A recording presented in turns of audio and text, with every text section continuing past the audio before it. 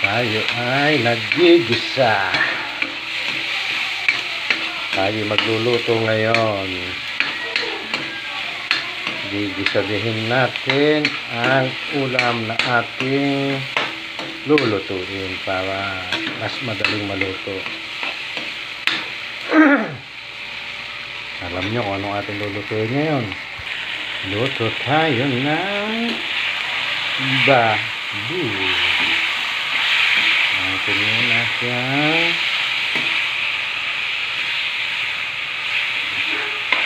gigisahin. Sinama na natin ng kamatis dahil mabilisan at gutom na ang tao. Kadadating lang. Mabilis ang luto ang ating gagawin. Sa madaling salita ba ay paspas na luto. Ating papaspasan. Ay kumusta ang holiday niyo mga idol? Naku po. Ay kami sumaglit din sa amin. Ay kainaman. Ay sa terminal pa lang pila na. Daming tao, walang bus. Ay pagkatapos naman nun traffic pa din. Pagkalampas ng turbina hadya na makausad. Ay hirap din yan ng gayaan. Kundangan ng alaan.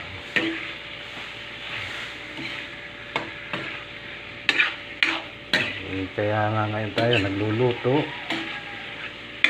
Pagdating namin ng bayan wala pang makain at ginigiba pala yung balingki. Ay naku, ang buhay. Ang buhay nga naman. Luto muna tayo. Dumaan na tayo ng bayat. Bumili tayo ng mauulam. At nang tayo ay may pang-ulam, ayan, luluto na din ang kanin. Inuna na natin inihulog ang mga paklang ng pitsay kasi yan ay matagal maluto. Nilagyan din natin ng tubig nang lumambot ang ating lulutuin. Itong ating recipe ngayon at ito din ang ating today's video para sa update ng ating FB account kay Meta. Ganun na din para sa inyo mga idol. At yan na nga ang ating finished product. Malapit nang matapos. Palalambutin na lang natin ang karne. Ang gulay naman na yan pwede nga yung kaunting init lang. Kaya naman ay pitsay.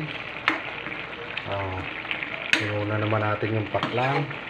Kaya ano ka sa panlasa ninyo kaya ay ating titingusan ang ating matingnan kung saan kulang. Ngayon unang tingos, pwede na. Medyo mahalang-halang ang ating pagkakadali. Sabog, gansipon. Ayan okay, pwede na.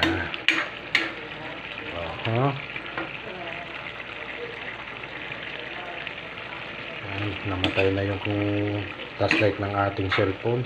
Sumuko na. Kaya palalambutin na lang natin yan. Ay, thank you sa inyong lahat. Maraming salamat sa panonood. God bless us all. And thank you for watching. Bye bye. Peace out.